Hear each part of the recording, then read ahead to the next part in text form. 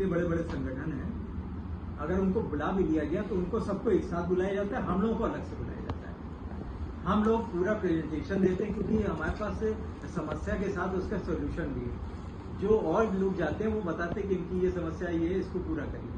हम लोग जाते हैं तो हम लोग अपना ये लेके जाते हैं कि ये समस्या है और उसके ये हल हो सकते हैं, कि आपके पास ये फंड है, उसमें ये ब्याज मिलता है, इसमें से आप ये दे सकते हैं, जो आपका 12% है उसको आप 18 कर सकते हैं, जो 15,000 की आपकी लिमिट है उसको आप 25,000 बढ़ा सकते हैं, और क्या क्या कर सकते हैं। 1.16 जैसे नरेंद्र प्रताप सिंह जी बता रहे थे, अभी तक चला आ रहा है, तब से चला आ रहा है 1.16 जो फैमिली पेंशन में था, आज भी सरकार 1.16 ही कंट्रीब्यूशन दे रही है।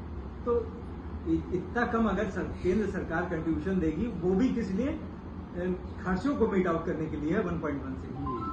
सरकार को चाहिए कि कम से कम 5%, हमारा तो ये है कि 8.33 इनको हमें देना चाहिए कंट्रीब्यूशन। अगर 8.33 दें, पूरा 12% हमारा वो, और इंटरेस्ट में से थोड़ी अमाउंट ले ली जाए तो 7,500 रुपए महीना करने में कोई भी परेशानी नहीं। आपने बड़ी बड़ी पार्टियां देखी होंगी, 1-2 पार्टी को छोड़ के कोई ऐसी नहीं होगी जिसका 27 राज्यों के अधिकांश जिलों में संगठन हो। अध्यक्ष सचिव बड़ी बड़ी पार्टियां हैं पर उनका संगठन नहीं है। हमारे यहाँ का संगठन का 27 राज्यों में, बहुत से राज्यों में, अंडमान निकोबार से लेके चलेंगे श्रीनगर तक आपको मिलेगा कोई ना कोई हमारे 4-6 सदस्य, अध्यक्ष, मंत्री और ये सब लोग हैं जो EPFO में जाते हैं, अपना ज्ञापन देते हैं, सबसे मिलते हैं, और कोई भी सांसद ऐसा नहीं बचा जिसको हमारे पदाधिकारियों ने या पेंशनरों ने ज्ञापन ना दिया हो। एक बार नहीं, 10 बार दिया। और सांसद भी, चाहे मंत्री हो चाहे सांसद हो, देखते ही समझ जाता है कि EPS 95 पेंशनर्स आ गए। हालांकि उनको बहुत समझाना पड़ता है। जब हम लोग जाते हैं तो कहते हैं कि हाँ आपकी तो बढ़त हो गई, उनको ओल्ड पेंशन और EPS में अंतर ही, OPS EPS में अंतर ही नहीं समझ में आता है। फिर भी अब धीमे धीमे समझने लगे कि ये 1,000 वाले हैं और वो जो है ओल्ड पेंशन वाले। अब हम लोगों को 1,000 वाले उनको समझ में आना शुरू हो गया कि हाँ ये तो 1,000 वाले हैं। तो वही हम लोगों को, क्योंकि हम लोग जाके सीधे यही समझाते हैं कि 1,1200 हम लोगों की एवरेज पेंशन है, इसको बढ़ाना है, इसको कैसे बढ़ाया जाए।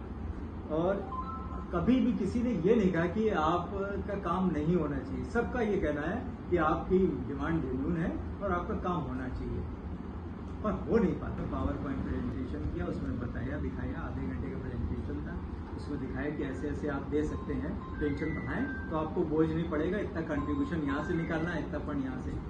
लेबर मिनिस्टर उनको समझ में आ गया, CPFC उनको समझ में आ गया। एक मुद्दा ये उठाया गया कि आपने 1,000 रुपए घोषणा की थी और 36,60,000 लोगों को अभी भी 1,000 से कम मिली है, क्यों है ऐसा? तो उसमें कहा गया कि ये लोग किसी की शॉर्ट सर्विस है, किसी ने उस वक्त कैश करा लिया था। तो ये उसमें बताया गया कि ऐसा कुछ नहीं। अगर आपने घोषणा की है कि 1,000 मिनिमम मिलनी चाहिए तो 1,000 तो मिलनी चाहिए कम से कम। आगे जो बढ़ेगी उसमें भी यही लकुना लगाया जाएगा। उनका नहीं, वो आगे तो देखा जाएगा। तो कई चीजों पे सहमति बनी। उसमें ये हुआ था कि ठीक है, इसको एक ड्राफ्ट कमेटी में रखा जाएगा और ये सब बातें आपकी उसमें रखी जाएंगी।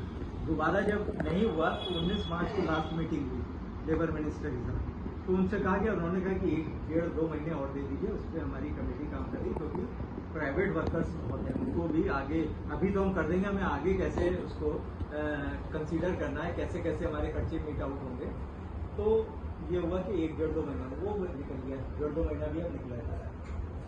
बीच में ये लड़ाई झगड़े वाला कार्यक्रम हो गया, तो प्रधानमंत्री जी को बुल्टाना बुलाना था, उसका कार्यक्रम था, वो नहीं हो पाया। तो अब ये है कि ये तय हुआ उस जून मीटिंग में, अभी जब 14 मई को हुई तो उसमें ये तय हुआ 31 मई तक और वेट कर लें। अगर 31 मई तक ये कोई काम नहीं करते हैं तो जून के फर्स्ट वीक में इनको नोटिफिकेशन दे दिया जाए कि भाई आपने काम नहीं किया, आपने कहा था कि इतने टाइम में हो जाना चाहिए, अभी तक काम नहीं हुआ है, तो हम कुछ ना कुछ बड़ा करेंगे, अब आप बर्दाश्त नहीं करेंगे। तो ये हुआ, क्योंकि भाई काम तो सरकार से ही कराना है, सीधे सीधे लड़ाई ले नहीं सकते। जब वो बुला रहे हैं हम लोगों को बार बार कि ये आइए, आप ये करिए, हम ये दिखा रहे हैं, हम